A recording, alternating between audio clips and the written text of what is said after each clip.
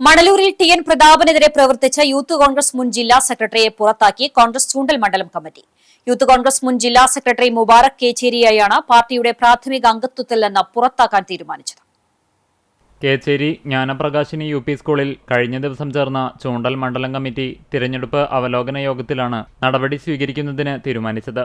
മുബാറക്കിനെ ചൂണ്ടൽ മണ്ഡലത്തിൽ നടക്കുന്ന Indian national കോൺഗ്രസിന്റെയും ഐക്യജനാധിപത്യ മുന്നണിയുടെയും മുഴുവൻ പരിപാടികളിൽ നിന്നും പൂർണ്ണമായും മാറ്റി നിർത്താനും കോൺഗ്രസിന്റെ പ്രാഥമിക അംഗത്വത്തിൽ നിന്നും നീക്കാൻ DCCക്ക് കത്ത് നൽകാനുമാണ് തീരുമാനം.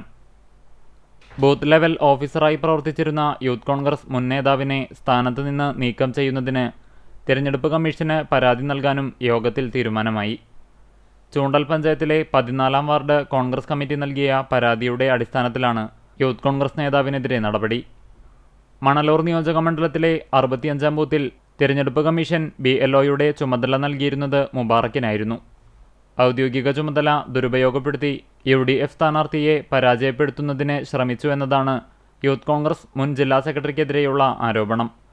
വോട്ട് ചേർക്കുന്നതിന് നൽകിയ അപേക്ഷകളൊന്നും സ്വീകരിക്കാതെ മടക്കി നൽകുകയും ഇലക്ഷൻ സ്ലിപ്പ് വിതരണം വൈകിപ്പിച്ചതിനും സ്ലിപ്പ് കൊടുക്കാൻ പോയ വീടുകളിൽ UDF സ്ഥാനാർത്ഥിക്കെതിരെ വോട്ട് ചെയ്യുന്നതിനെ പ്രേരിപ്പിച്ചും UDF സ്ഥാനാർത്ഥിയുടെ വിജയത്തിനു വേണ്ടി പ്രവർത്തിച്ച യൂത്ത് കോൺഗ്രസ് മണ്ഡലം സെക്രട്ടറിയെ ഫോണിൽ വിളിച്ച് വധഭീഷണി മുഴക്കിയും ഗുരുതരമായ പാർട്ടി വിരുദ്ധ നിലപാടുകളാണ് മുബാറക് തിരഞ്ഞെടുപ്പിൽ സ്വീകരിച്ചതെന്ന 14-ാം വാർഡ് കമ്മിറ്റിയുടെ കണ്ടെത്തലാണ് നടപടിയിലേക്ക് നയിക്കുന്നതിന് കാരണമായത്.